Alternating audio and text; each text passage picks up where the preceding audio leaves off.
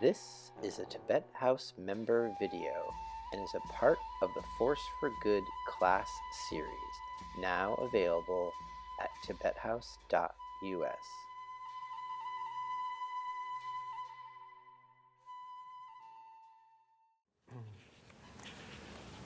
So, very nice to be here. I'm Mark Epstein. I understand this is part of a series that Bob is doing, which sounds to me like an extraordinary series. Maybe most of you have been to all of them or some of them? Is that, yeah? So you're lucky, because he's amazing. He asked me to do tonight on the Satipatthana Sutra. Satipatthana Sutra, this is the best book about it. I'll get into it, what it is, what it means, what it doesn't mean, but it's about mindfulness. So he thinks I understand something about mindfulness, which I might or might not, but I'll try to communicate what I think about mindfulness this evening. Is the sound all right? Okay. And what I'm thinking tonight is like, I'm going to talk and read you a bunch of things, and then I'd like to meditate a little bit, and do some questions. So you can feel free if you have questions as I'm talking to interrupt me, but I'll also make time, hopefully enough time, or a lot of time if there are questions. So don't sit on it if you're wanting to say anything or ask anything, okay? For those of you who don't know me or aren't familiar with my work, I'm a psychiatrist. Mostly what I do is psychotherapy. I can prescribe medicines because I went to medical school. But I came into being a therapist from a rather unusual place. At least it's not as unusual these days. It was more unusual then, in that I discovered Buddhism before I really knew very much about anything else. When I was in college, just randomly taking classes, I took an introduction to world religion class in my first year in college, and something about the Buddhist psychology spoke to me right away. And through various quirks of fate, I came upon people, the psychologist Daniel Goleman, who went on to become the psychology writer for the New York Times. And then he wrote a book called Emotional Intelligence. He was a graduate student in psychology when I was an undergraduate. And he had already been in India when I came into his classroom. And I could tell, mostly by the purple bell-bottom pants that he was wearing at the time, that he knew something that I wanted to know. And I made friends with him. And he suggested that I go out to Boulder, Colorado, which was the beginning of Naropa Institute, which was like a Buddhist summer camp in the mid-'70s. And I met Joseph Goldstein and Jack Kornfield and Ram Dass, various people from that world, who were all just back from India and beginning to teach what's become known as mindfulness or Vipassana over the past 40 years. But I was one of their early American students. Joseph Goldstein, Jack Kornfield had already been in Asia for much of the 10 years previously. So I was kind of the next generation coming up. But I was drawn to them. I traveled in Asia with them. Come in. And I was lucky enough to begin a kind of, for me, what was an intensive training in meditation in those years before I went to medical school, before I trained as a psychiatrist, before I did my residency, before I started my own psychotherapy practice.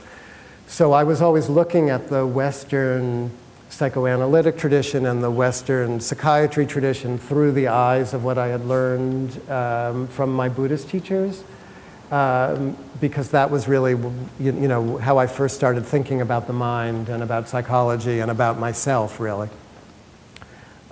So sometime into my psychiatric training, I started writing a little bit, basically trying to put the ideas of, the Buddhist idea of the self and the Western idea of the self, the Buddhist notion of the ego, and the Western notion of the ego, the Buddhist notion of attachment and the Western notion of attachment, the Buddhist take on desire and the psychoanalytic take on desire. And I was just trying to explain for myself or reconcile for myself or try to understand what I understood. And that was my, that turned into writing a number of books that some of you might have come upon in your own explorations. So I think Bob wanted me to talk in particular about mindfulness and Vipassana and how it relates to therapy, because although over the years I've taught with Bob and had a lot to do with the Tibetan tradition, really my own exploration and meditation practice, such as it's been, has always been under the umbrella of the Theravada Vipassana mindfulness people.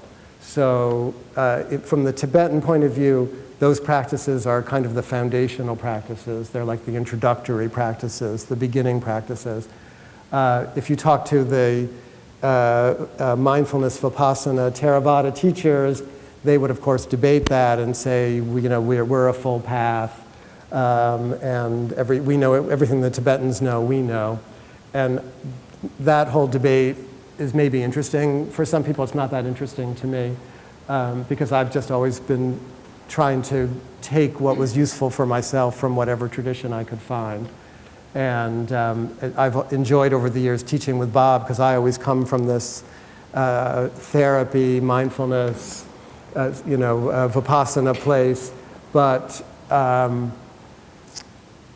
I bouncing those concepts off of someone like him who's so skilled, as I think if you stay with his series, you'll see him expand and expand and expand in his description of what's really in the Buddhist tradition. And I really trust his take on all the concepts. So it's been very helpful for me as I try to understand what the Buddhist teachers that I've studied with have taught me. That what I'm saying will make a little more sense, I think, as I keep going. So what I wanted to start with, in that first class, Introduction to World Religions class that I took, the Buddhist text that we read was called the Dhammapada, which is a collection of Buddhist verse that was meant for householders, not for monks. So it's in kind of simple language, not English, of course, but simple Pali or Sanskrit language now translated.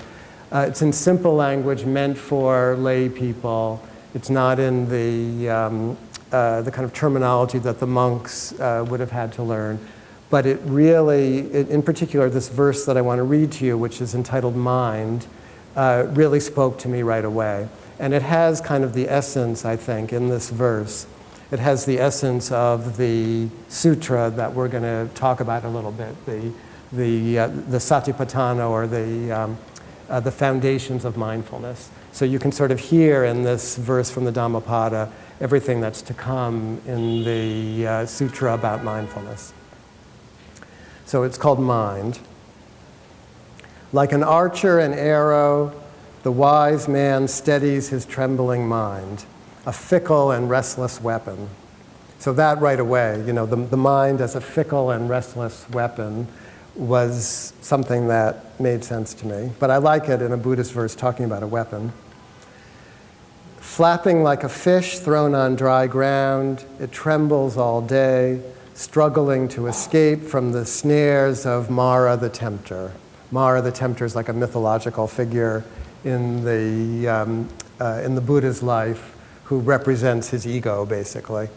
So as the Buddha's struggling towards his enlightenment, he has to confront all of his baser tendencies, what from the psychoanalytic side we would call his drives, So Mara represents that, plus his pride and his narcissism, and he's in a constant struggle with Mara. So his mind, flapping like a fish thrown on dry ground, it trembles all day, struggling to escape from the snares of Mara the tempter. The mind is restless, to control it is good, a disciplined mind is the road to nirvana. So mindfulness, which is what the sutra is all about, is basically the technique of controlling, not over-controlling like we might think, but of disciplining, of turning the mind from, an out of control, trembling, restless, struggling thing to a weapon, or, that might be too harsh a metaphor actually for where I'd like to take it, but the idea that the mind can be disciplined and that there are resources in the mind that can be made more accessible to us through the application of a meditative practice. That's what this is trying to talk about. Look to your mind, wise man, look to it well. It is subtle, invisible, treacherous. A disciplined mind is the road to nirvana. So subtle, invisible, treacherous. Swift, single, nebulous, it sits in the cave of the heart. Who conquers it frees himself from slavery. No point calling him wise, whose mind is unsteady, who is not serene, who does not know the Dharma. Call him wise, whose mind is calm, whose senses are controlled, who is unaffected by good and evil, who is wakeful. He knows the body for what it is, a frail jar. He makes his mind firm, like a fortress. He attacks Mara with the weapon of wisdom. He guards what he conquers jealously. I like that too, that there's jealousy in the Buddhist verse. So we don't have to get rid of all of our stuff. We just have to learn how to make it work for us, actually, instead of against us. It's not long before the body, bereft of breath and feeling, lies on the ground, poor thing, like a burnt-out cinder. No hate can hurt, no foe can harm, as hurts and harms a mind ill-disciplined. Neither father, mother, nor relative can help, as helps a mind that is well-disciplined. So, Satipatthana, sati, the word for mindfulness is sati. So sati means memory, which is a little weird, why does the word, there was no word mindfulness, okay? Mindfulness was first used in the 1880s by some early British translator of Sanskrit or Pali texts. And he was looking around for what kind of word could best describe what this sutra is about. And he came up with this word mindfulness, which now has taken on a whole set of meanings. But the literal word sati means memory. So why? What kind of memory? That's a question that I've always had. Is it memory like psychoanalytic memory, like we're supposed to remember? What are we remembering? Did the Buddha have to remember something? And he did. My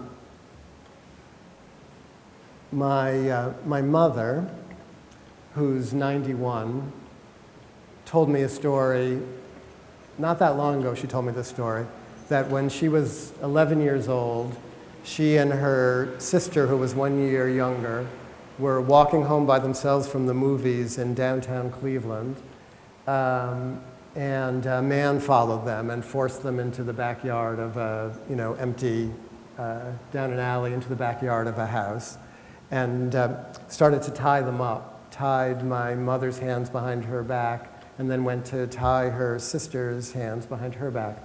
And my mother was a devoted listener of a radio show in those days called Little Orphan Annie. And there had been an episode where Little Orphan Annie was tied up, and she kept her hand, instead of putting her hands together to be tied tight, she kept her hands a little bit apart, so that after she was tied, she could bring them in and then get her hands out of the rope. So my mother remembered that Little Orphan Annie episode and kept her hands apart when the guy tied her. And then when he went to tie up her sister, she got her hands out and ran and grabbed her sister and ran out with her to her grandmother's house. So I've been thinking that that's like what mindfulness, that's sati, that's memory. Like when you're entangled by something, from the Buddhist point of view, it's like your own emotional reactivity is tying you up. But it could be an internal foe, or in my mother's case, an external foe. So when you're in the heat of your own battle, again, from the Buddhist point of view, with your own stuff, mindfulness comes along because you've gone on retreats or begun a daily practice, or you've listened to teachings and you know about mindfulness the way my mother had listened to the radio. And something in you, even in the midst of your, fury at your boyfriend or girlfriend or mother or child or whomever it might be, something in you reminds you to keep a little space in yourself, so that you don't have to be totally at the mercy of yourself. I think that might be one of the reasons that the word has this derivative, is the derivative of memory. We're trying to remember something. So that when translators try to talk about it, they talk about sati as remembering to be in the present moment. That the mindfulness, another word for it would be watchfulness, or maybe presence of mind, if we were to try to translate it now. That you can best think of it as the opposite of forgetfulness. Mindfulness is the opposite of forgetfulness. So most of the time, if you're sort of halfway conscious of your mental continuum, you'll realize that, or I can see that I'm mostly preoccupied with what's going on in my thinking. I can be going about my business, but really my thoughts are going all the time. And I'm pretty much identified with what my thoughts are, but I'm not that aware. I'm only a tiny bit aware that I'm lost in what I'm thinking. I tell this story sometimes of being on retreat, on a 10-day silent Vipassana retreat. And 5 or 6 days into the retreat, I started to complain to myself about the food. And I started wishing that there'd be fresh baked bread, so I could make toast in the morning. And then one day, bread appeared and I could make toast, and I was totally excited that I could slice the bread and make the toast and put the jam on it. And I sat myself down and very mindfully took the first bite of toast, and it was totally delicious. And then my mind wandered, and the next thing I knew, my toast was gone, So, and then I saw it as a metaphor for my whole life, that I was had the first bite and I loved it so much, and then the next thing I knew it was gone, But so that those moments when I was lost in thought, I was sort of aware of what I was thinking about, I was going to do my laundry and I had to start packing, even though I didn't have to leave for 3 days, but I was starting to go to that. But basically I was lost in thought, and missing the toast. So that was unmindfulness or non-mindfulness. So mindfulness is the opposite of that, where, some kind of presence, of observational capacity that we're capable of because we're self-reflective beings. We have consciousness, but we also can be aware. At the same time that we're conscious, we can be aware that we're conscious. So there are only, maybe elephants have that, and maybe octopi have that, There are certain other life forms maybe have it. We definitely have it. And so we can cultivate that ability, which is what mindfulness is. It can be practiced, it can be developed. We all have a little bit of it, But if you go on one of these retreats where basically you're trying to do that all the time, you start to see that ability to know that you're knowing, if that makes any sense, to stay present with your own knowing. That's the idea of what mindfulness is, to stay present in a kind of gentle way with your own knowing. It opens something up in the mind. makes you, as this first verse was saying, it makes you less vulnerable to being jerked around by your own emotional reactivity. But it also opens up the capacity to see more deeply into what you're made of, both, helpful and unhelpful. So Satipatthana, I used to think for about 20 or 30 years, I thought, the Satipatthana Sutra, patthana must mean path. So it must mean like the path of mindfulness. But that was completely wrong. I was just making that up because the word patthana sounded like path. So sometimes it's translated as the foundations of mindfulness. So then I always thought, the foundations, like the chair has legs, so it's like the foundations of mindfulness. But that isn't what it is either. Some people think that foundations refers to the domains of our experience in which we practice mindfulness. So the 4 foundations of mindfulness are the breath or the body, because we practice mindfulness of breathing or mindfulness of body awareness. So it's the breath. Feelings is the second domain in which one can practice mindfulness. The mind itself, like the state of mind, like are you depressed or are you happy? Are you joyful? Are you filled with anger? Are you filled with happiness? That's another, you can be mindful of your state of mind. And then the 4th foundation of mindfulness is they lump everything else together, like objects, sometimes they call it objects of mind, or they call it dharmas, or they call it all the teachings of the Buddha are the 4th foundation of mindfulness. So you can be mindful of suffering, you can be mindful of impermanence. So all the Buddhist teachings are lumped into the 4th domain, the 4th foundation. So one way of understanding what the sutra, just the name, just the title of the sutra, the Satipatthana Sutra, is the sutra on the foundations of mindfulness. Other translators think that the word is actually a condensation of sati, mindfulness, and upatthana. And upatthana means like keeping present, or placing before you. So then the sutra becomes like the sutra on how to keep mindfulness present, in your mind. And there are a lot of other sutras that begin with, the monk sits down to practice meditation and places his mindfulness before him. And I was always very interested in that because I actually had the experience on one of these retreats of, sitting down, getting myself all propped up like my yoga teacher had taught me so that my back was supported and my knees weren't hurting and I wasn't crouched forward and so on. And then getting ready to meditate. And I had the literal sense of, I actually could place my mindfulness like a vase, before me, just kind of set it all up. And, then I was lost in thought probably the next moment. But it's an interesting way. So just to get a sense of what are we trying to do with mindfulness, So here are a couple of my favorite descriptions of mindfulness, which I hope they'll speak to you. The first one is from a book by a woman named Lynn Tillman called What Would Lynn Tillman Do? She's a cultural critic or something. It's a collection of her essays. And it's a little piece called At the Microphone. At a conference called Schizoculture held at Columbia University in 1975, the speakers were magnetic and illustrious.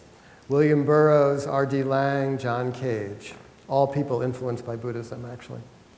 The audience, graduate students, artists, writers, and freelance intellectuals.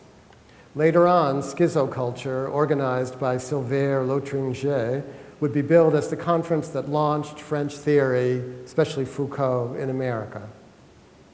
The gathering took place in a lecture hall or auditorium that seated about 300 people, a raucous and animated group, who heard, for instance, about psychoanalyst Jacques Lacan and were told that the unconscious is structured like a language. R.D. Laing said that graduate students were the most depressed population in any society. All day, men, no women, took the microphone and spoke. There was always a buzz in the audience, whispers, an audible hum of excitement. Then it was time for John Cage. He walked onto the stage and began to speak, without the microphone. He stood at the center of the small stage and addressed the crowd. He talked without amplification. And soon people in the audience shouted, "We can't hear you. Use the mic. We can't hear you." John Cage said, "You can if you listen."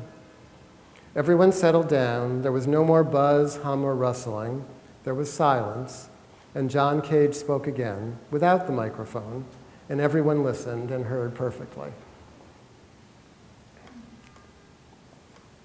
So I think, if we have time, I'll get to it later. I think John Cage was one of the first people in the West to introduce mindfulness, without calling it mindfulness, without directly channeling his Buddhist teachers. But he managed to turn it into something in his music and his art, and he was completely devoted to communicating the concept through a million maneuvers like this one. So what could he do to get people to access that quality of mind? Simply listen. Freud talked about it, in psychoanalysis. Simply listen and don't bother about keeping anything in mind. That was his instruction to psychoanalysts about how to practice. So he was onto it too, actually. This is from a book called Buddhism and Psychoanalysis, edited by a psychologist at the New School named Jeremy Safran. And it's just the very beginning of the book, the epigraph that he put at the beginning. The book is a compilation of dialogues between Buddhist-influenced psychoanalysts and Buddhist teachers. And I think that's what it was. Anyway, he was trying to get at what I think it was, anyway, I won't get into it. But this is the epigraph at the beginning of the book, where he's telling a personal story. My Tibetan teacher, Karma Tinley Rinpoche, once asked me in his broken, heavily accented English, "How does Western psychology treat nervousness?" "Why do you ask?" I responded. "Well," he replied, "I've always been a nervous person.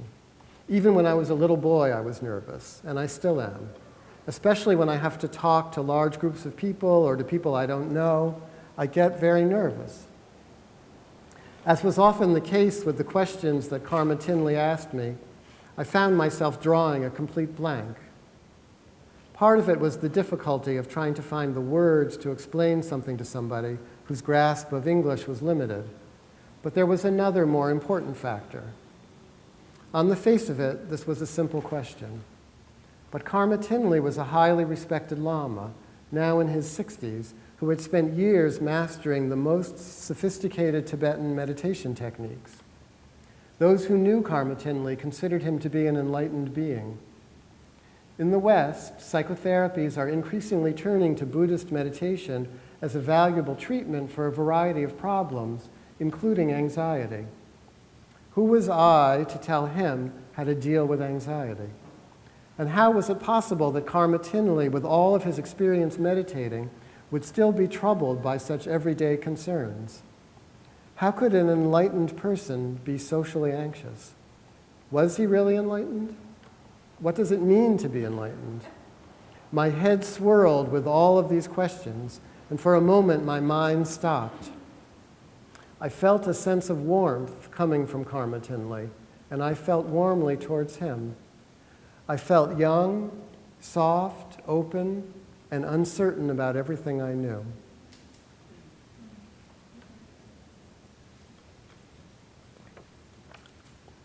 So when I got the book, he wanted me to blurb the book, and I got the book, and I read that, and I called him up right away. I don't know him. I called him up right away, and I said, "That's like so beautiful. I love that thing." And he said, "Oh, my editor wanted me to keep it out because they thought it would confuse people." You don't find it confusing, right?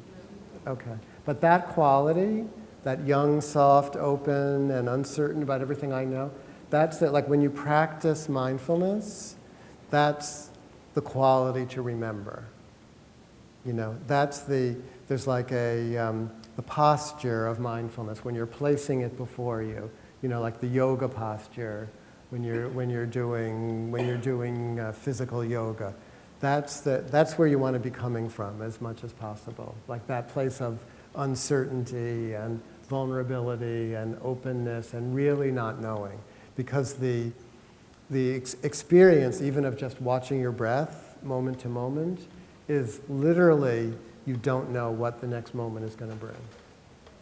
That's like, actually we're sitting, when we met, we're sitting at this, on this fulcrum of the present moment, which doesn't even exist. There's no such thing as a present moment.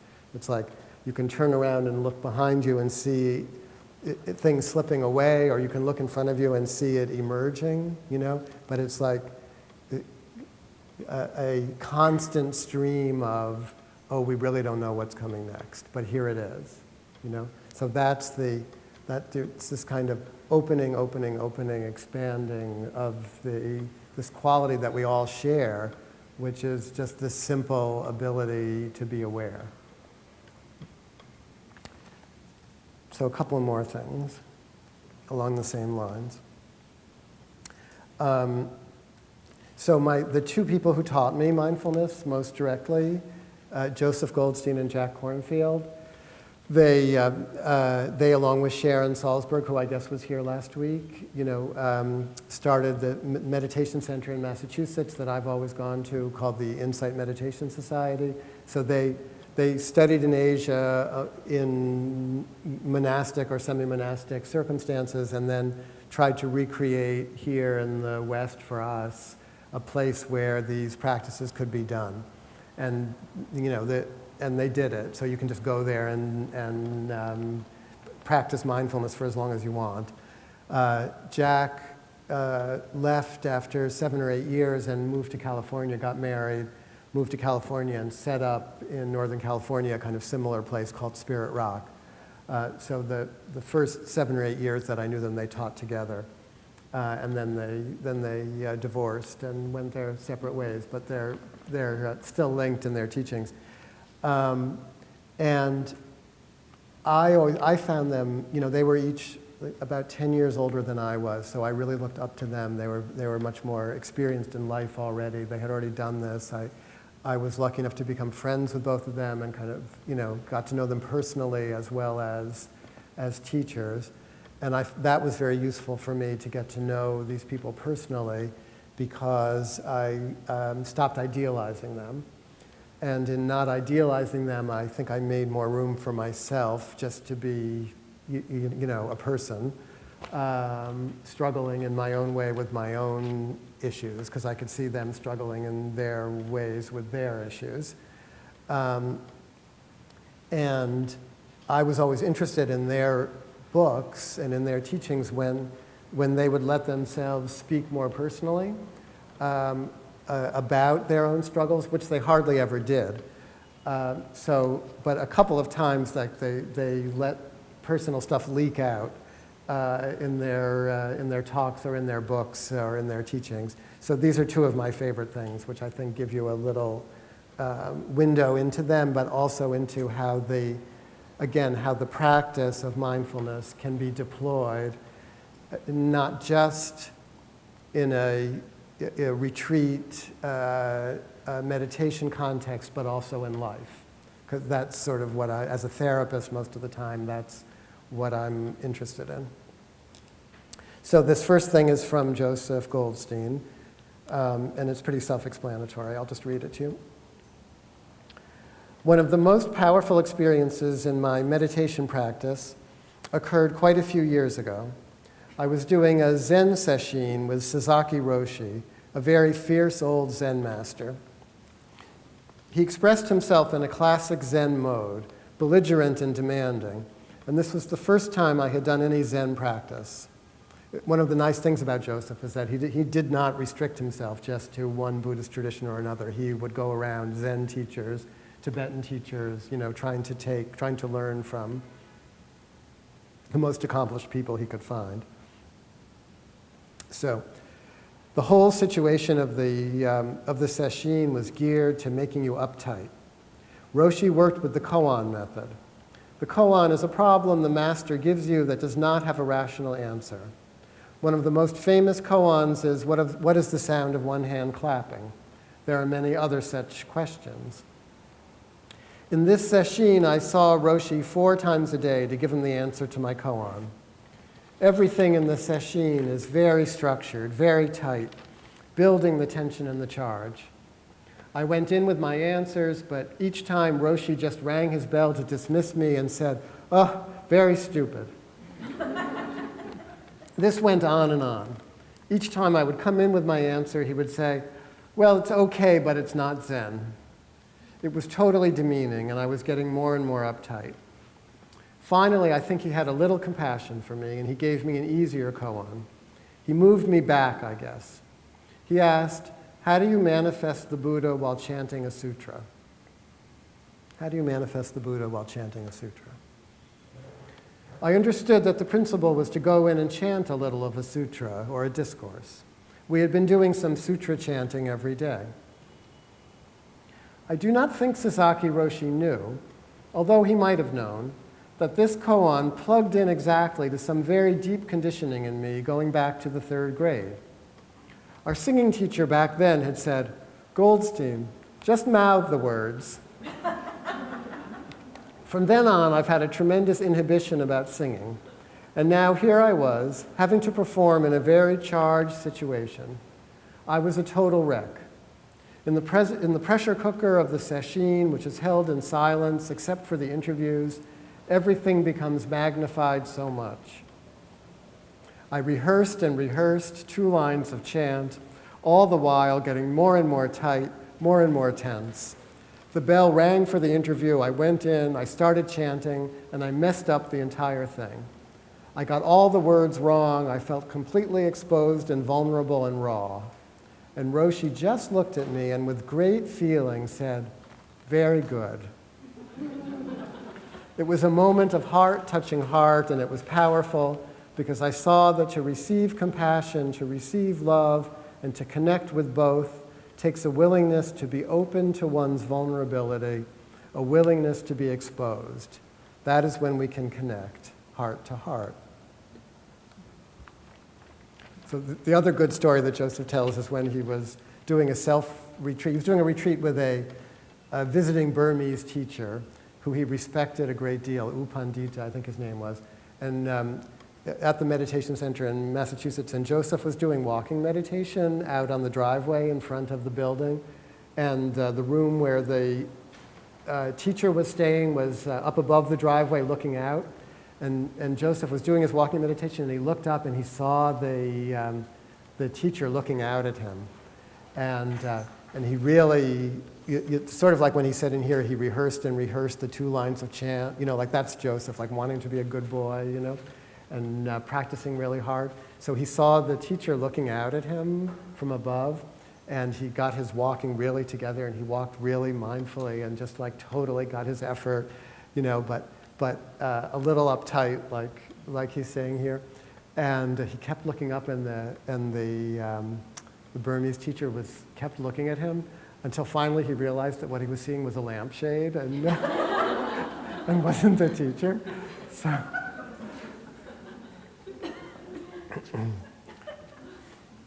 You sort of have to find it within yourself. I think that's the moral. And then this is from Jack Kornfield. It's from his early book, which is called A Path with Heart, which is a very good, I think it's one of his best works, where he does talk a little bit personally.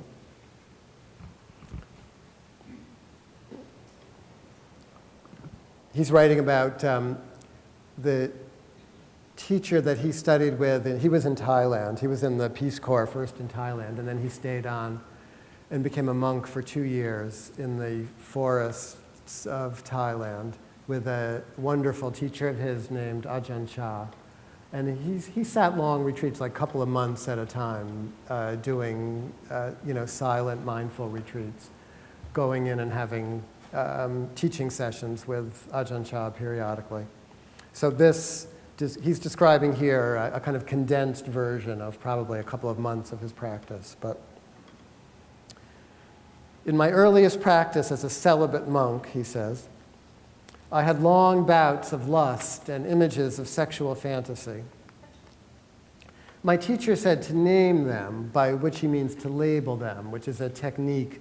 One of the techniques in mindfulness is to label what you're experiencing. So if a lot of thoughts are happening, you would say to yourself, thinking, at the same time as you're mostly, like 80% of your mind is observing the actual feeling of the thoughts happening, but then you're also noting to yourself, oh, there's thinking happening, Or when you're watching the breath, when you breathe in, you'd say into yourself. When you breathe out, you say out. Just to keep the part of the mind that likes to label things, to keep it employed in a kind of safe way. So, long bouts of lust and images of sexual fantasy. My teacher said to name them, which I did, but they often repeated. Accept these, I thought, but then they will never stop. But still I tried it. Over days and weeks, these thoughts became even stronger. Eventually, I decided to expand my awareness to see what other feelings were present. To my surprise, I found a deep well of loneliness almost every time the fantasies arose. It wasn't all lust, it was loneliness. And the sexual images were ways of seeking comfort and closeness. But still, they kept arising. As the loneliness continued to arise, I brought more careful attention to where it was held. Mostly it felt centered in my stomach. Fear, pain, sadness, longing, and hunger were all present, along with a general aversion to feeling these states. So I'm just going to interrupt Jack for a minute. In the Sutra about mindfulness, you see, they're teaching different, as I said before, different domains, different objects, different foundations for mindfulness. The first being the breath, the second being feelings. By feelings, they mostly mean pleasant feelings, unpleasant feelings, but you can sort of expand that to, feelings of loneliness, feelings of lust, etc. But then also mindfulness of the body. So a lot of the time when you're practicing mindfulness, what feels like an emotion or what feels like a feeling, you'll be training yourself to experience it actually in the body. How is it? Where is it coming from? Where is it held? As Jack's saying, how does it change over time? So that's what he's like. Again, condensing a lot of practice into these paragraphs. But that's what he's trying to talk about. Mostly, it felt centered in my stomach. Fear, pain, sadness, longing, and hunger were all present, along with a general aversion to feeling these states. I named each one softly. Then, while feeling into the center of the fire, pain, and hunger, I allowed whatever images wished to arise. There came a whole series of memories and pictures of abandonment and rejection. As I felt into this center, I asked myself what beliefs and attitudes I held about it. The story that came out sounded like a child who says, "There's something insufficient and wrong with me, and I will always be rejected." It was this belief, along with the attendant feelings, that I had identified with and contracted around. As each of these layers opened in awareness, the pain gradually eased, the feelings softened, and the fire subsided. As I continued to feel into the center of the loneliness, I seemed to sense a hole or space in my belly that the pain had closed around. I named this central hole softly and felt its deep hunger, longing, and emptiness. Then I let it open as much as it wanted, instead of closing around it as I had done for so many years. As I did, it got bigger and softer, and all the vibrations around it became very fine. The hole changed to open space, and its hungry quality shifted. Though it was empty, it became more like clear, empty space. Gradually, this filled more of my body, and with it a sense of light and fulfillment arose. I was filled with a sense of ease and profound contentment and peace. Resting in this open space, the whole notion of rejection and insufficiency was totally unnecessary. I could see that all of it, the loneliness, pain, sadness, thoughts of rejection, was a contraction of my body and mind based on the frightened and very limited sense of myself that I had carried for a long time. But here, resting in the spaciousness and wholeness, I knew it was not true.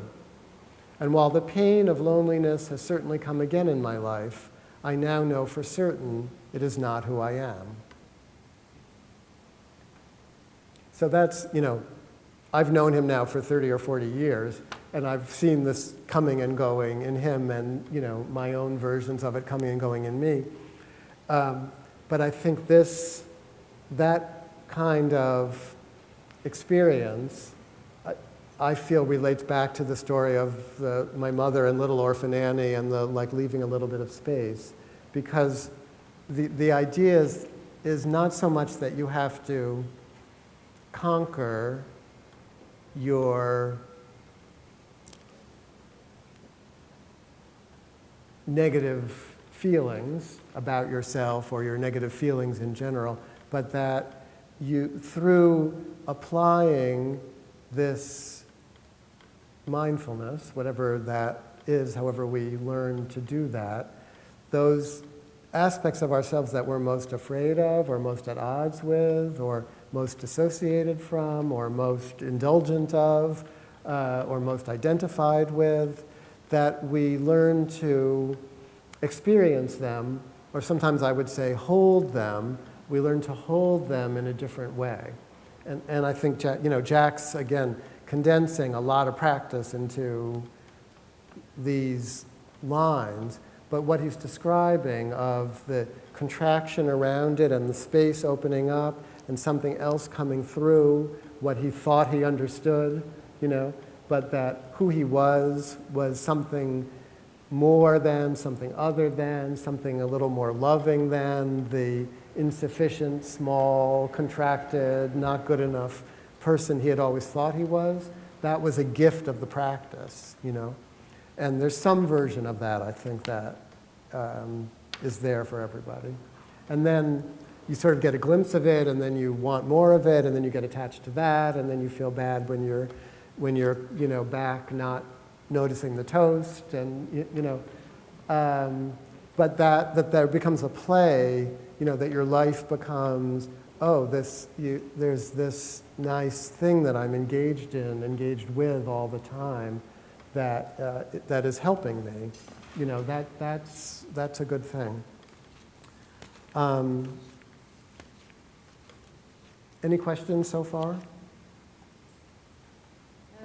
a book by Jeremy Jeremy Safran? Safran, yeah. The book by Jeremy Safran, Buddhism and Psychoanalysis, edited by Jeremy Safran.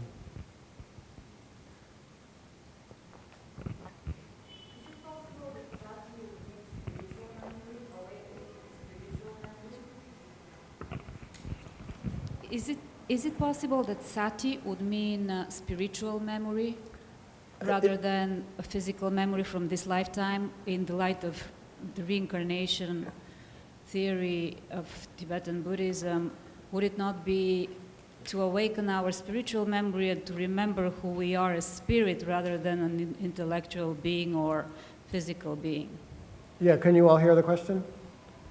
I think that's very possible. I think sati as memory means to remember that we're capable of something more than just being the small person that we usually think we are. So if you want to think about that as spiritual memory, I think that's fine. If you want to think about that as you're remembering something that you learned in a previous lifetime, I think that could be true. Certainly, it's remembering that we're spirit, as well as body and mind,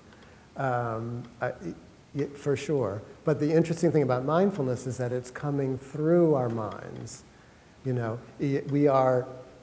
been given this mind, encased in this body, and these practices are still 2,500 years after the Buddha, 2,600 years after the Buddha, these practices are still being recharged, because they're still working. You can just sit down and watch your breath, like, well, maybe we'll get to do, and it starts to happen. So, yes, I think is the answer to your question. Yeah. Yeah, did you want to say more about, I enjoyed, of course, your wonderful, simple, evocative explanation of beginner's mind. Is there much more? Yeah, okay, fine. Yeah, I enjoyed your nice direct... Wonderful, beautiful evocation of Yes. beginner's mind. Beginner's mind, yes. I didn't know if you had much more you'd like to embellish that with. Yeah, I do and I will. Great. Yeah. I was curious if you can talk about how you use those observations sure. I was curious to hear how you use those observations that you just read of those teachers Yeah. you studied with, and how you use that with people that you're working with. And In how, therapy. Yeah. Yeah, let me try to talk about that. That's sort of where I was going to go next anyway. And then I'll go to what you were asking about.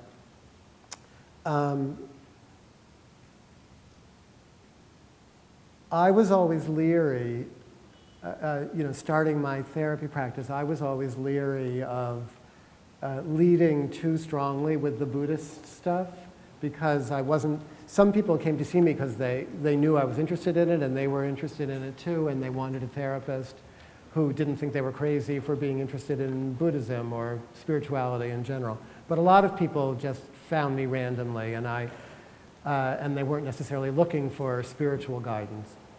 But I think the spiritual and the psychological obviously are really linked. For me, they're really linked. So I was leery about leading with the Buddhist stuff too much. Although the book that I've been working on recently is going to be called Advice Not Given, because on a recent retreat I suddenly thought, oh, maybe I was wrong about all of that, and I've been like holding the Buddhist stuff too much, too tightly, and I should be like talking about it more. But anyway, so I'm trying to talk about it more in the writing. But early on in my therapy work, I discovered Winnicott, who is my favorite psychoanalyst. Donald Winnicott, D.W. Winnicott, who was a child psychiatrist in Britain, sort of living and working in the 40s, 50s, and early 60s mostly, contemporary of Anna Freud's, daughter of Sigmund Freud. And Winnicott was a child therapist and a psychoanalyst. And he was the first in the psychoanalytic tradition, or one of the first, to really observe babies, infants, and their mothers. In those days, it was the mothers doing all of the mothering, all of the caretaking. And he was very sensitive, not in a very practical way, by actually observing what went on, not just theorizing in a psychoanalytic way.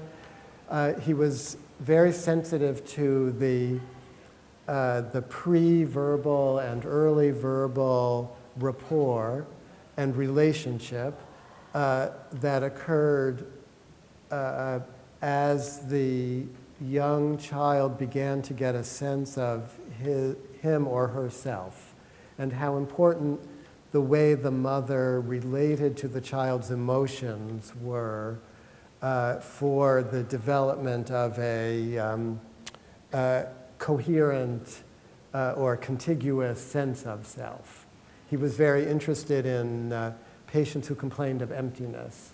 And I was always interested in people who complained of emptiness because I felt sort of empty. And then when I went and became a psychiatrist and I was working on an inpatient units with a lot of so-called borderline patients, one of the big complaints of people who are diagnosed as borderline is this big feeling of emptiness. So anyway, Winnicott talked about all of this, about when there was a failure in holding, there often was a kind of gap in what he called the child's going on being. And I even used that phrase, going on being, as a title for a book. Going to Pieces Without Falling Apart also was from Winnicott. So he was very sensitive to how this parent infant parent-child relationship was really the foundation for the development of a healthy emotional life and an ability to have intimacy as an adult. And I think that it's a long answer to what you were asking, but I think it will all relate. One of the first pieces that I ever wrote in a psychoanalytic journal, I wrote about Freud's attempt to talk about Buddhism as the oceanic feeling, as a return to infantile narcissism.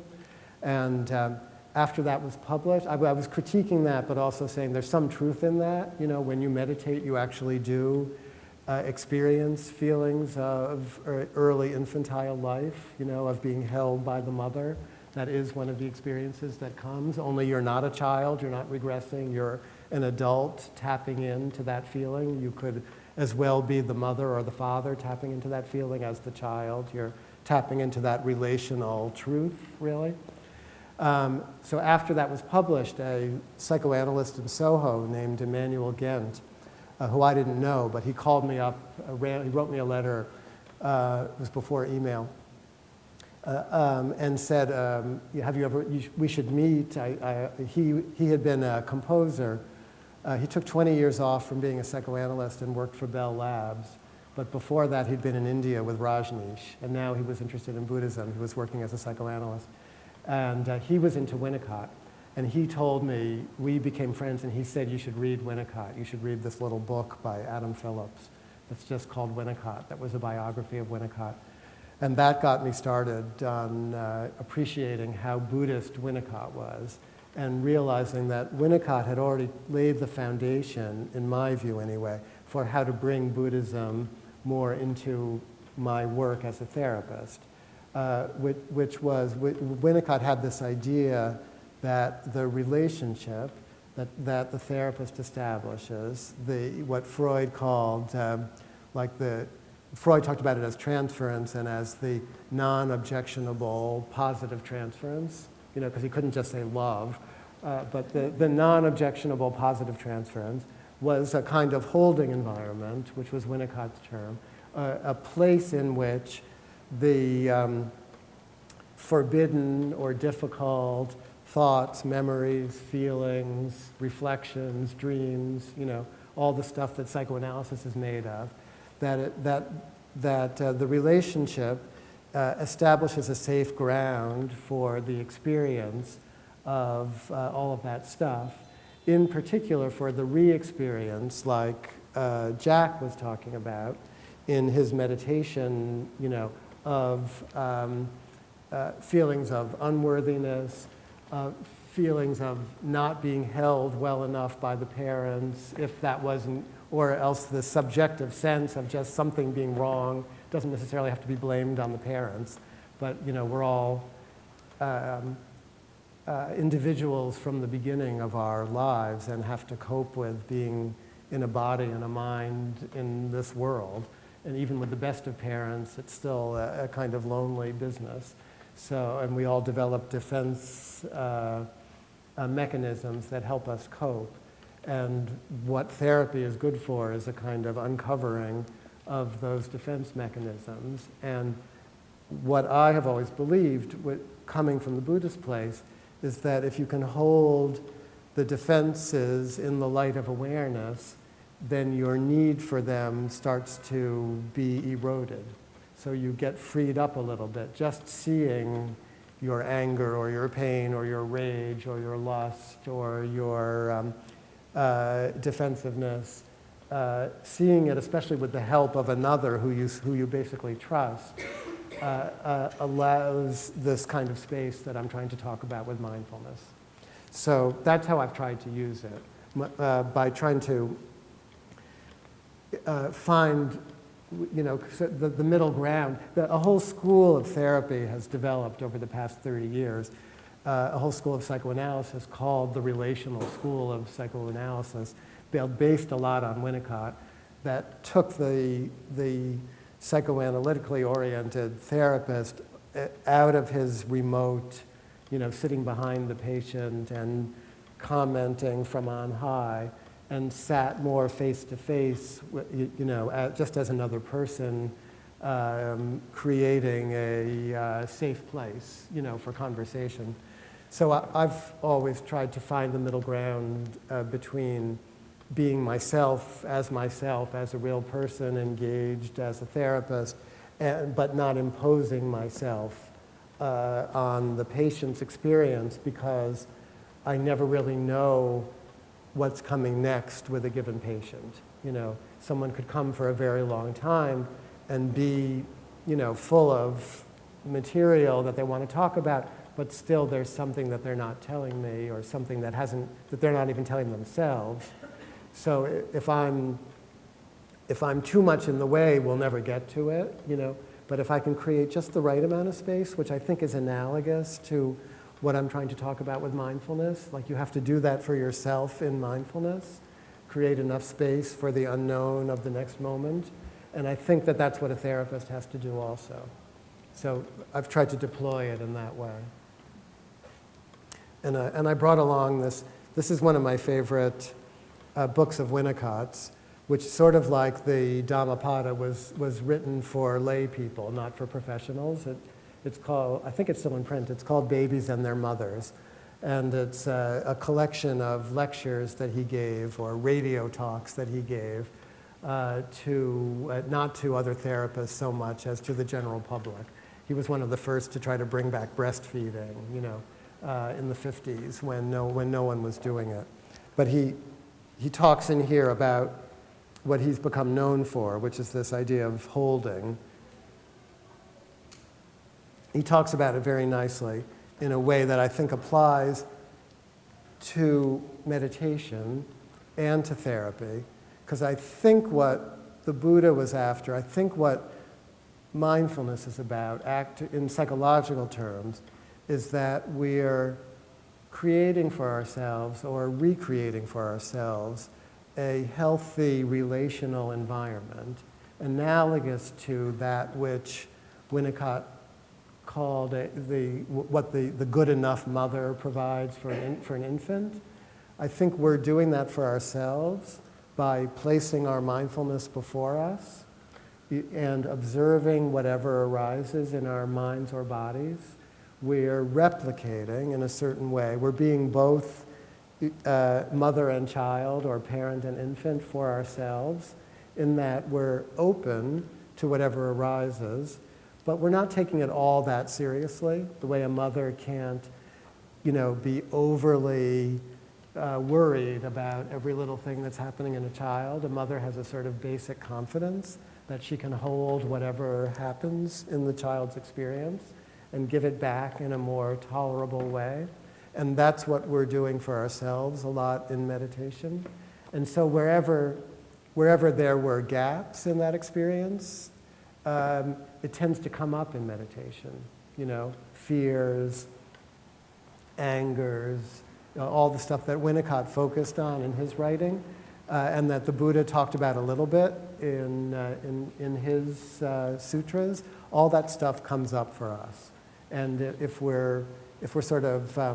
have the right posture, which is why I'm stressing, the young, open, vulnerable, uncertain kind of thing, then I think we can hold whatever it is, the way Winnicott talks about a mother being able to do it, and the way he tried to do it as a therapist.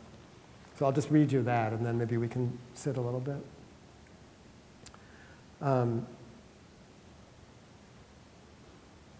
It's a special thesis of mine, says Winnicott, that mothers, unless they are psychiatrically ill, do orient to their very specialized task during the last months of pregnancy, and that they gradually recover from this in the course of weeks and months after the birth process. I've written a lot about this under the heading Primary Maternal Preoccupation. In this state, mothers become able to put themselves into the infant's shoes, so to speak. That is to say, they develop an amazing capacity for identification with the baby, and this makes them able to meet the basic needs of the infant in a way that no machine can imitate and no teaching can reach. May I take this for granted when I go on to state that the prototype of all infant care is holding, and I mean human holding. I'm aware that I'm stretching the meaning of the word holding to its limits, but I suggest that this is an economical statement and true enough. That's how he writes. An infant who is held well enough is quite a different thing from one who has not been held well enough. No observation on any infant has any value for me if the quality of the holding is not expressly described.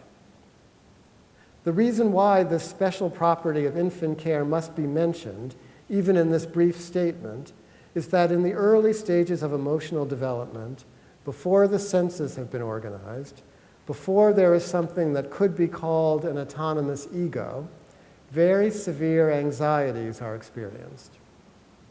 In fact, the word anxiety is of no use, the order of infant distress at this stage being of the same order as that which lies behind panic.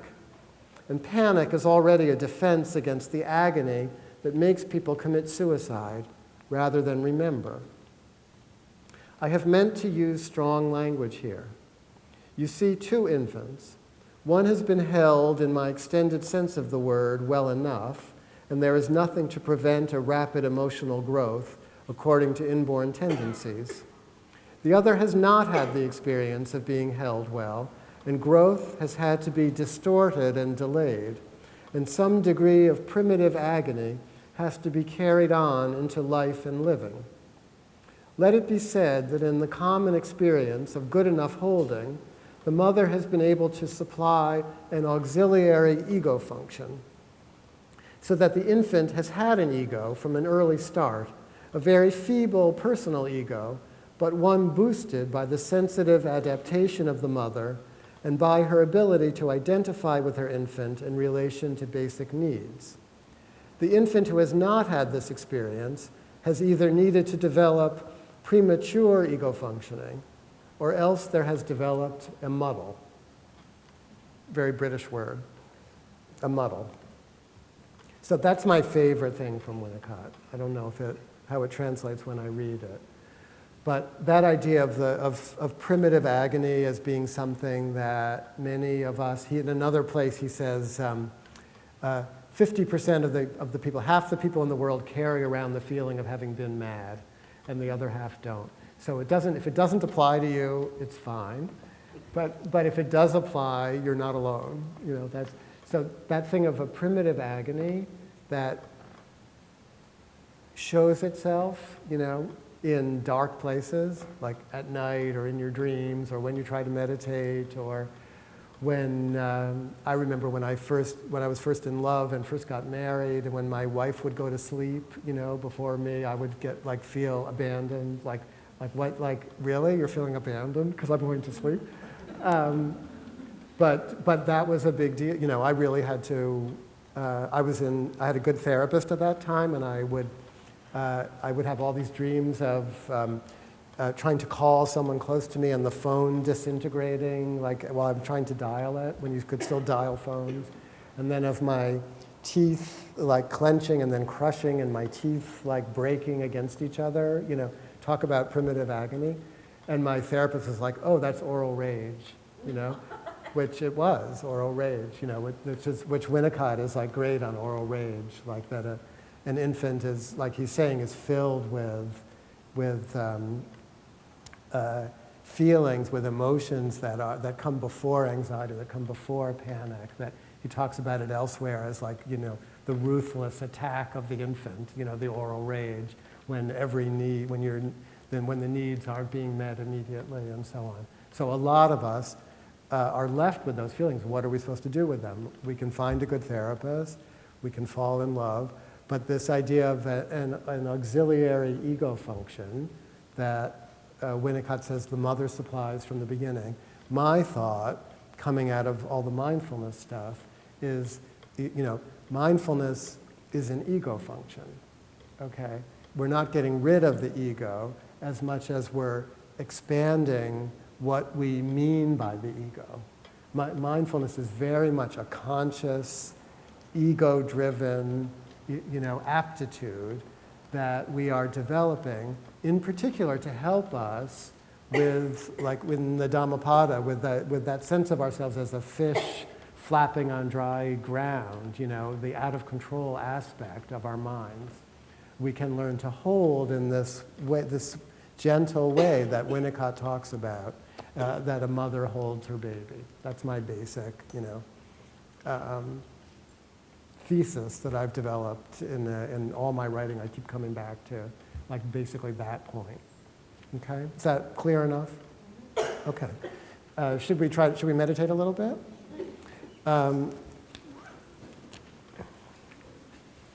Has Bob done some meditation? Yeah. Does he usually talk all through it? And yeah.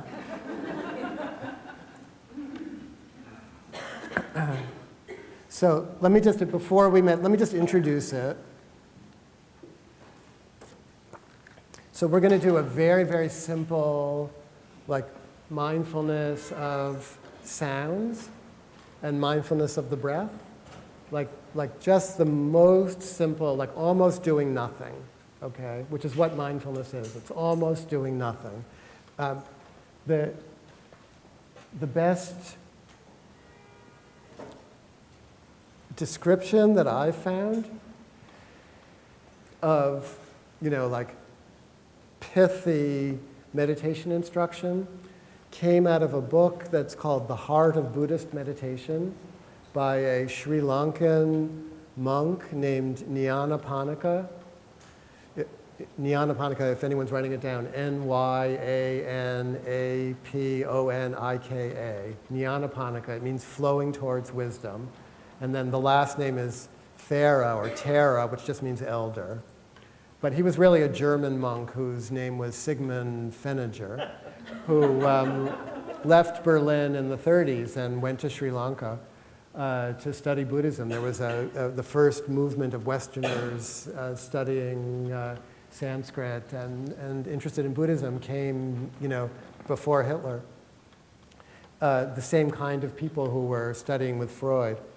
And Feniger was one of them, and he went to Sri Lanka and began to study Buddhism. And then the Germans who owned Sri Lanka in those days gathered up all the British who owned Sri Lanka gathered up all the German nationals and put them in a camp in northern India during the war years, just to keep an eye on them.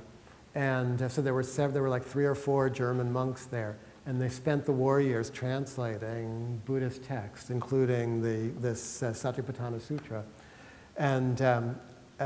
And then after the war, Nyanaponika went back to Sri Lanka and he founded a retreat center called, I think, the Island Hermitage. And he founded a press called the Buddhist Publication Society.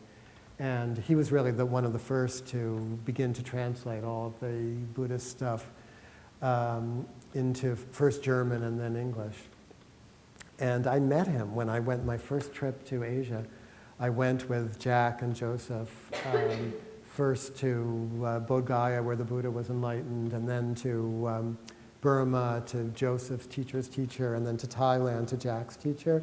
And then I went to Sri Lanka with a couple of friends and walked through the jungle, and I met Nyanaponika, who was one of my heroes. He was an old, German man, still in his robes, in the jungle there. I met him on outside in the jungle. I have no idea if I had anything to say to him or what happened, but anyway, he's got the best definition of mindfulness, which he called bare attention, which I like naked attention, bare attention. So we're giving that's why it's almost like doing nothing, We're giving just naked attention to whatever arises. And his definition was, bare attention is the clear and single-minded awareness of what actually happens to us and in us at the successive moments of perception. Okay? The clear and single-minded awareness of what actually happens to us and in us at the successive moments of perception. Just the bare facts, okay? Because the mind wants to get into it, Oh, this is what's happening, let me talk about it, let me think about it, let me name it. Just the bare facts. So even like mindfulness of sounds, like you'll hear and your mind will want to identify it. Oh, that's a bell, that's a bell. So it's not that we stop our mind from telling us what it is, even though we already know what it is, that's a bell. But with bare attention, it's like you're going to keep listening to it. Your mind says, oh, that's a bell, what a nice ring. Oh, it's still going. Your mind will still talk. It doesn't stop talking, but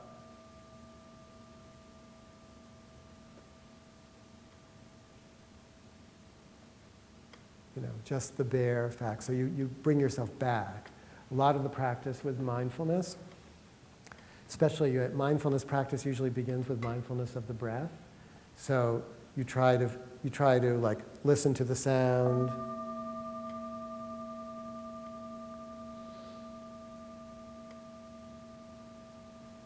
Or you try to watch the breath, and your mind will wander away from it. So, but mindfulness, at least at first, when you notice that your mind has wandered, you bring your attention back to whatever you've decided is the central object. Okay? So we could make the central object a sound.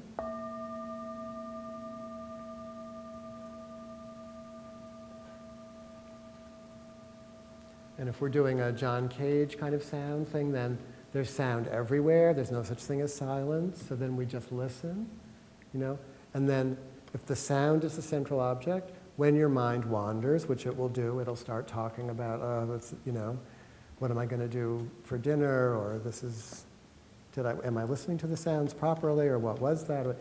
As soon as you notice that you're not with what in Buddhism they call it the ear door, the sense organ where the external world enters your nervous system.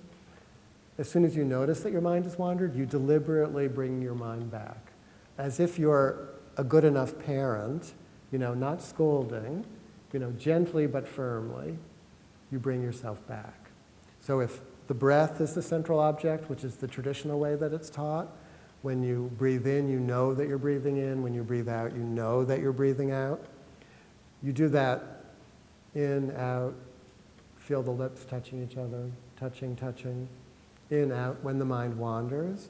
When you notice that the mind has wandered, which might be immediately, or it might be several minutes later, it doesn't matter, because that's just how it is. When you notice that the mind has wandered, then you gently but firmly bring yourself back. So it's the bringing yourself back over and over again that develops the muscle of mindfulness. But you have to be careful, like not too lax, like you don't just let it go and space out and fall asleep and daydream, unless you're super tired, in which case you can fall asleep, it's okay, you'll wake up.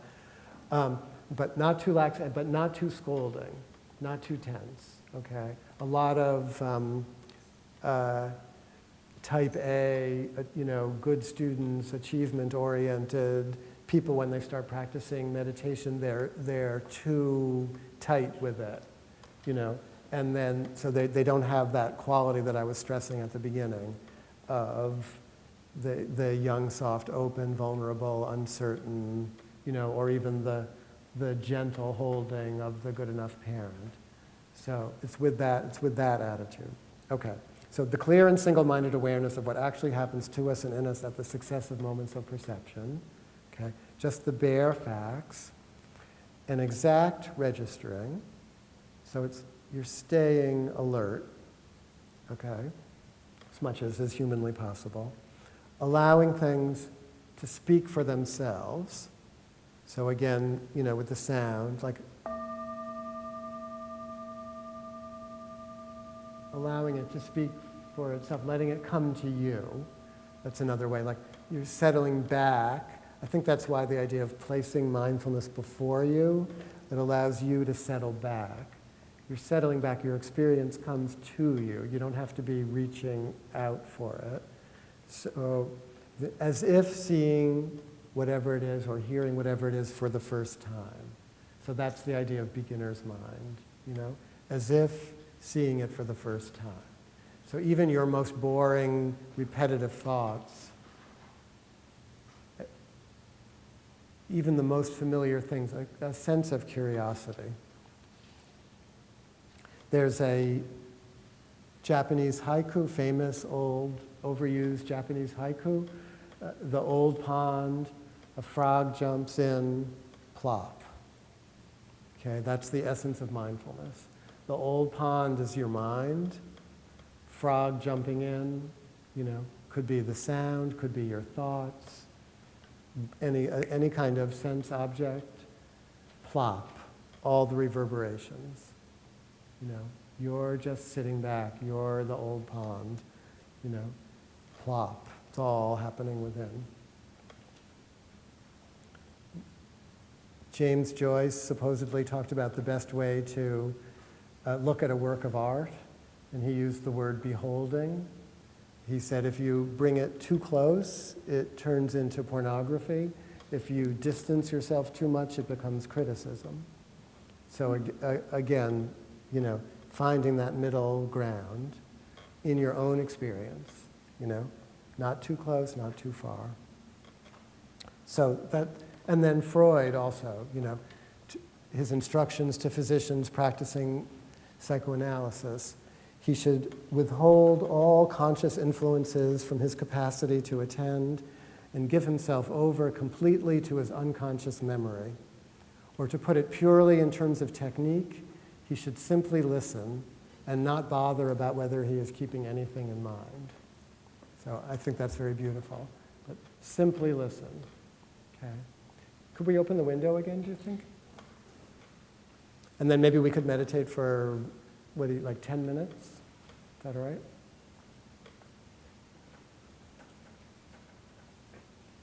If anyone needs to leave because they have to get home or whatever early, it's totally fine, and can leave during the meditation. And I would say, I'll talk a little, but I'll try not to talk that much. Let your eyes close. If you're uncomfortable with them closed, you can open them. Buddhist practice, they teach it both ways. But let your eyes close. Let yourself be comfortable, but feel supported by your chair or your seat. Back relatively straight. It'll cool off in a minute. And allow yourself first, just feel the body. Feel all the places where the body is held by the chair, held by the floor, held by your cushion. Feel your feet on the floor. Feel the chair against your buttocks, against your back. Feel your shoulders, feel your hands. Let yourself settle into your body. And then feel your mind. Whatever your mind feels like. Feel that sense of awareness, how strange it is, how clear, how transparent. Notice your own knowing capacity.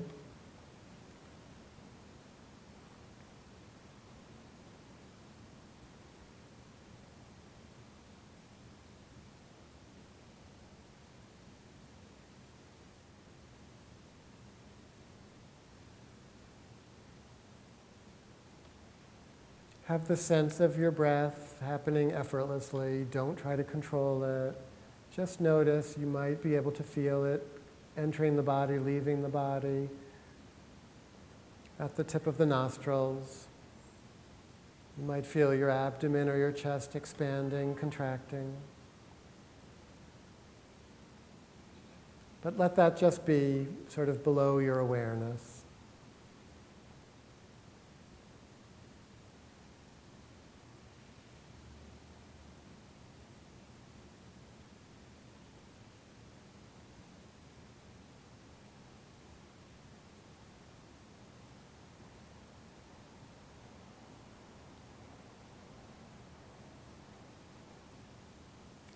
And then just make the slightest of adjustments. Just allow your awareness to come to hearing. Just let the sounds that surround you,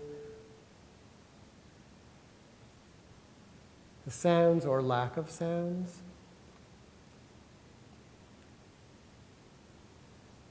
Let the sounds and your hearing of them be the primary focus for the next few minutes.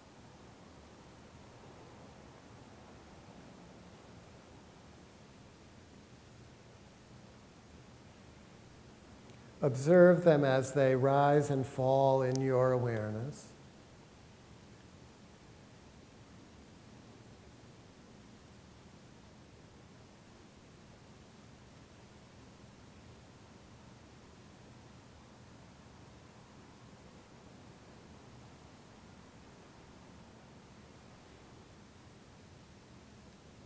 Notice that you can't really stop the part of your mind that identifies things.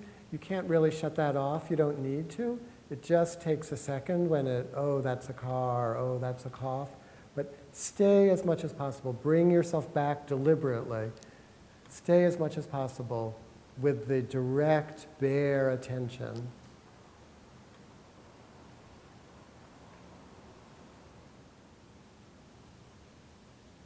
To the shifting nature of sound.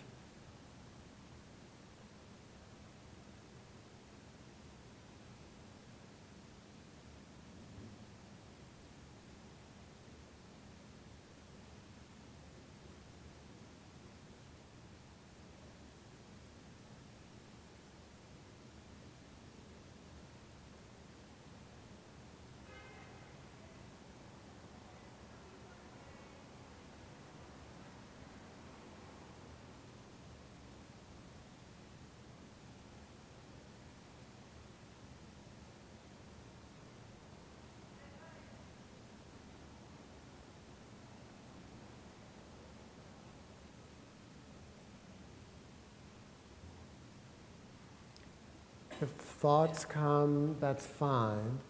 If feelings arise, that's fine. Make room for them all. But when you've had enough with them, come back to the sounds. Let the sounds be your primary object for the moment.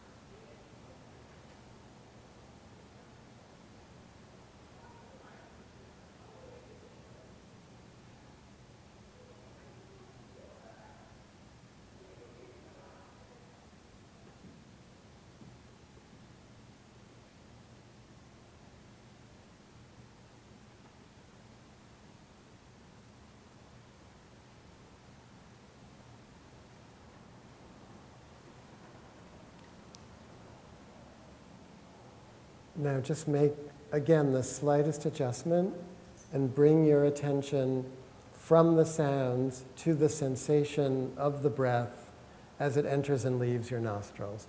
So try to, just for the moment, situate yourself as if you're the doorman in a busy building, you know, with the people streaming in and out. Sit right at the tip of the nose, as much as you can. Leave the breath alone, but as it comes in, streaming past you, feel whatever sensations are available to you. As you breathe out, with the breath streaming past where you're sitting, right there at the tip of the nostrils, feel whatever sensations are available. Whatever the actual instructions are, whatever sensations or lack of sensations. And then after the out-breath, sense the touching of your two lips together. So it's in, out, touching, touching. Just see how you can deliberately direct the attention there.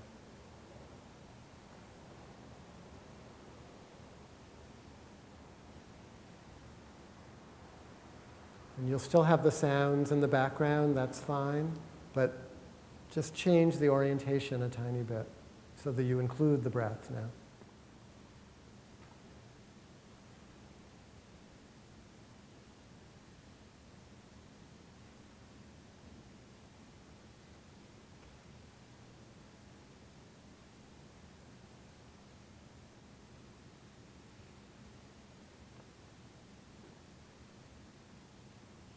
And you can even use the mental note or label, so when you breathe in, you say in. When you breathe out, you say out. When the lips are touching, you say touching, touching.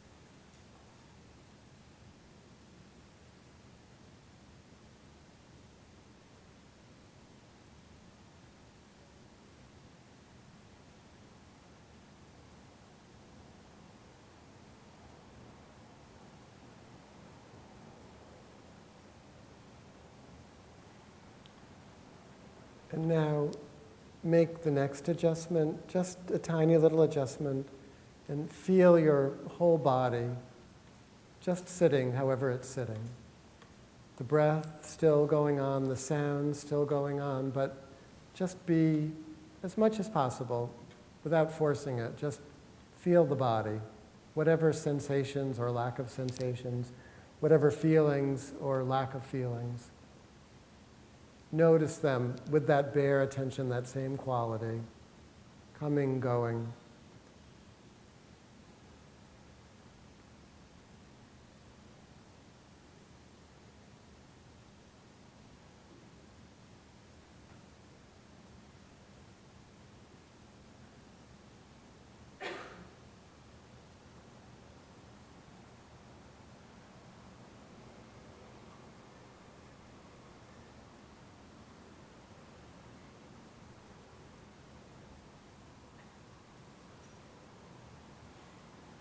Just sitting, like, how do you know you have a body? What are you feeling that lets you know you have a body?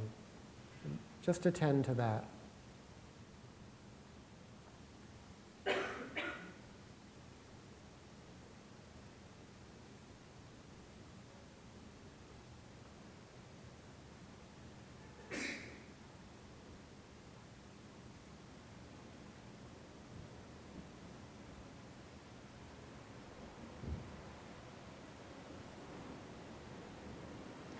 And then, in the same way that the sounds, you can't control them, they just come. And your breath, in fact, comes and goes by itself. And your body is just here.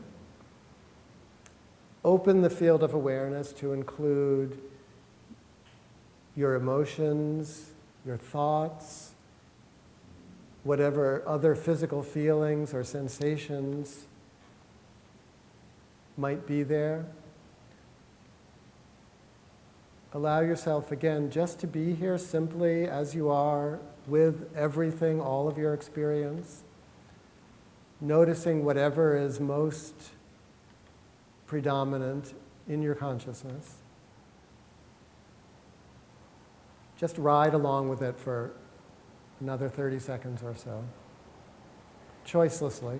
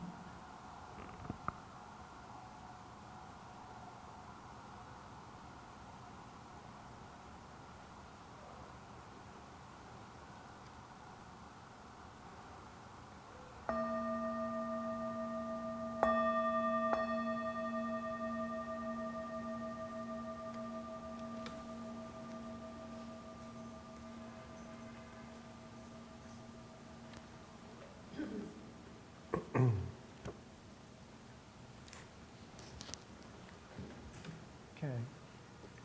Anyone have a problem with that?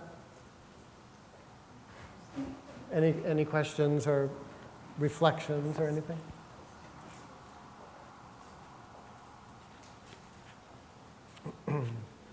Yeah.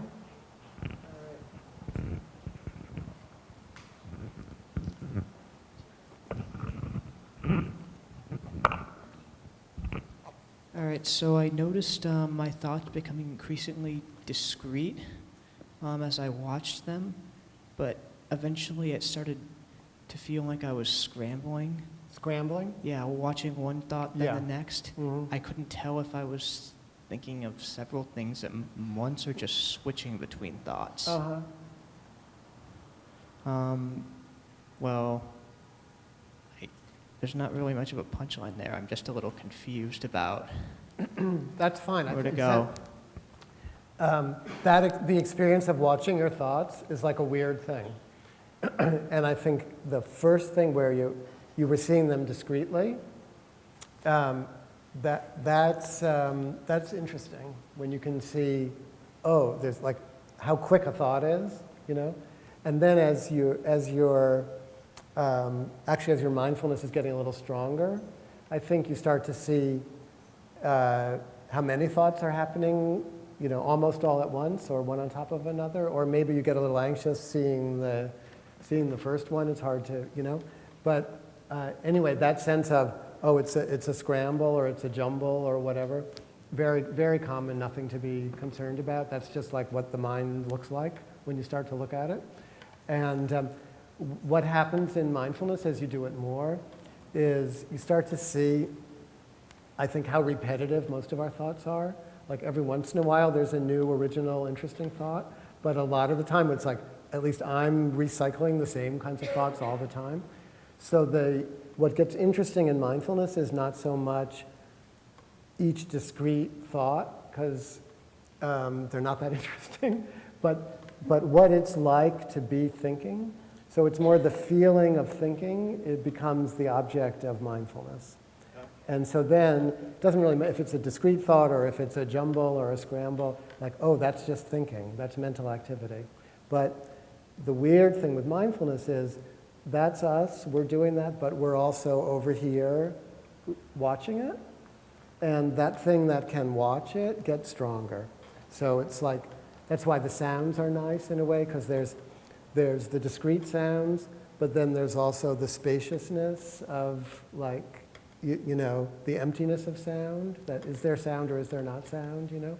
So that spaciousness of sound, there's also that kind of spaciousness in mind, even around the thoughts. So you start to experience the thoughts just, oh, like thoughts come so quickly, but the knowing of awareness it's shining there all the time. And that, so your orientation even to like what your mind is changes, and that's what you are talking about is sort of the beginning of that, where you're seeing the discrete thoughts. All right, thank you.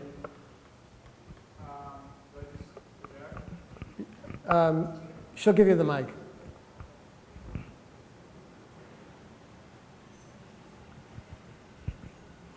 Hi. So I periodically actually tap into flow state while my eyes are closed meditating. Yeah. And I find especially whenever I, like a euphoric sensation that I'm actually catching in a whole range of sounds or something, that's whenever it actuates. I was just wondering, it's a really beautiful thing. And I almost feel like I get caught up in that beauty. And then I say, no, enough. Disengage.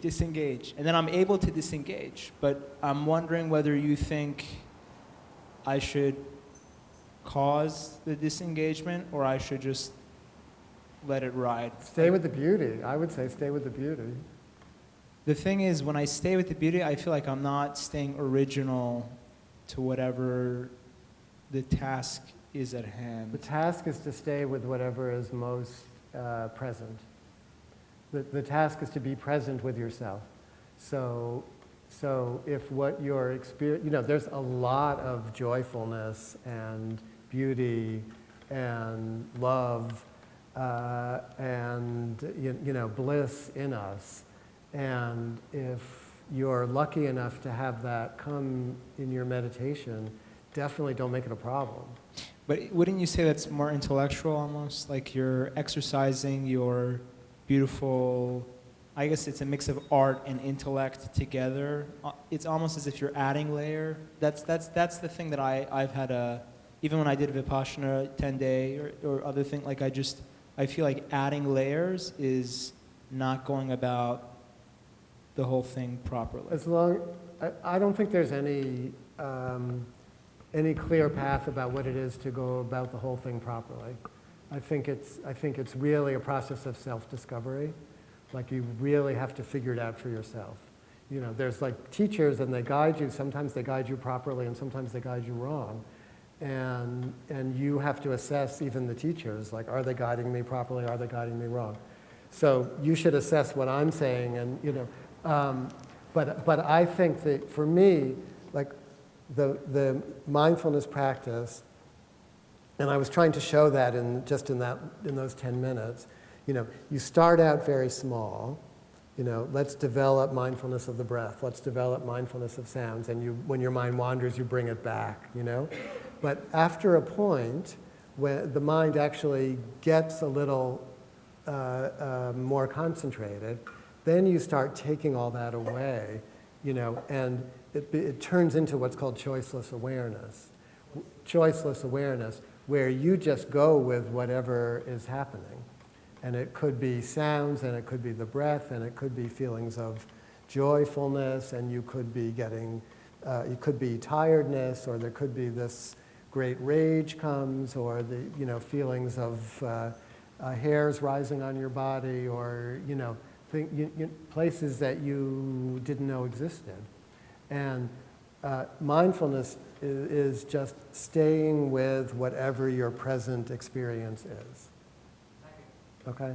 So, and that you have to let that include all of the, what we think of as joy and bliss and so on. It's definitely not right to be pushing all those experiences away as if we're supposed to just suffer. The Buddha was into suffering as a prelude, not as his whole thing was, we don't have to suffer. And here, let's teach us Let's teach us how we don't have to be suffering all the time, you know? I thought, just because I'm here to teach the Satipatthana, that I'm going to read you the very beginning of the sutra.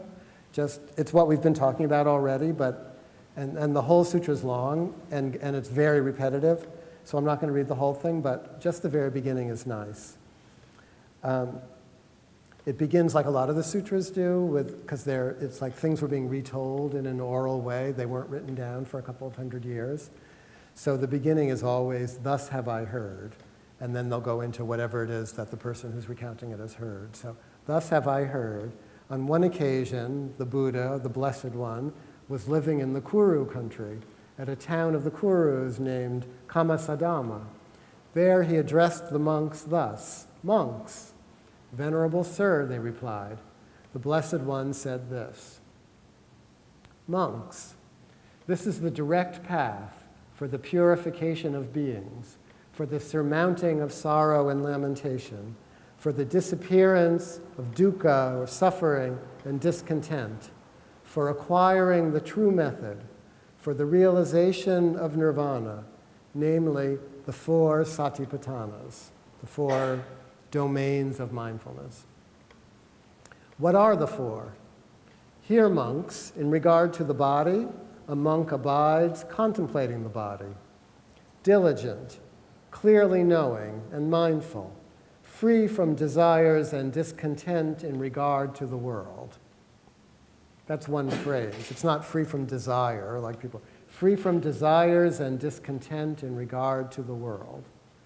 In regard to feelings, he abides contemplating feelings, diligent, clearly knowing and mindful, free from desires and discontent in regard to the world.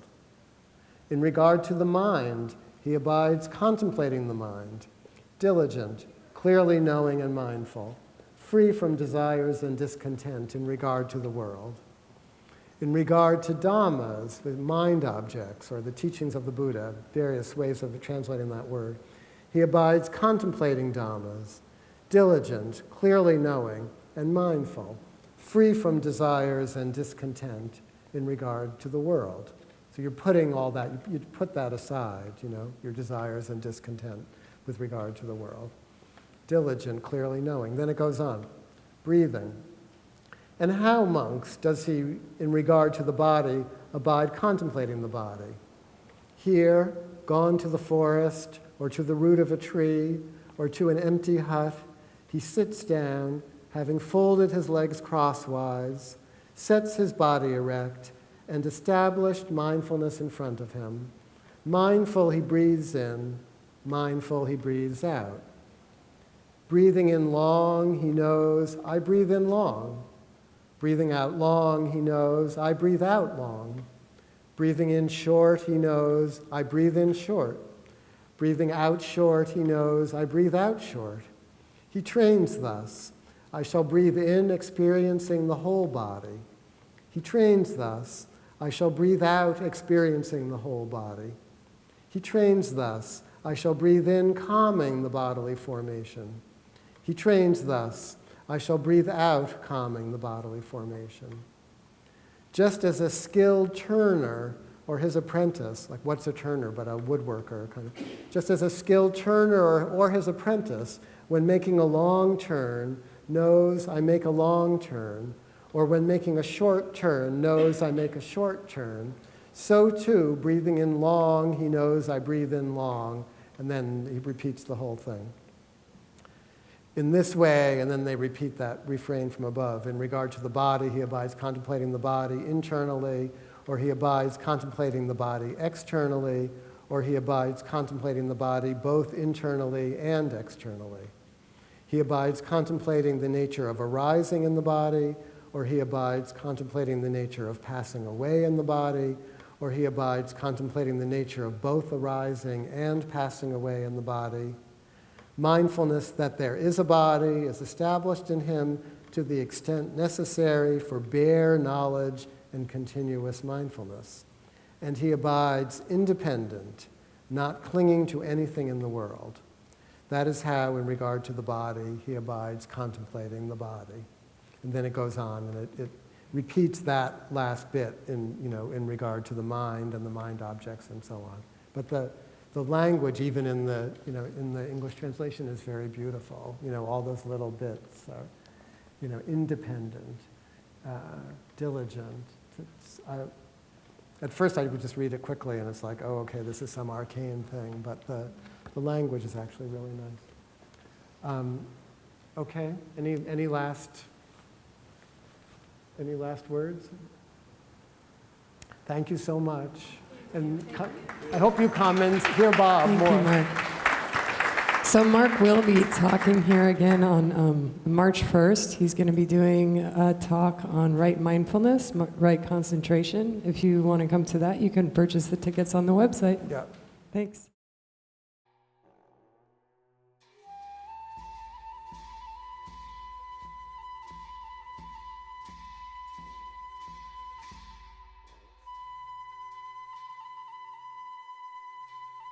Thanks for watching, and please be sure to like and subscribe to support the ongoing work of Tibet House US. Tashi Delek.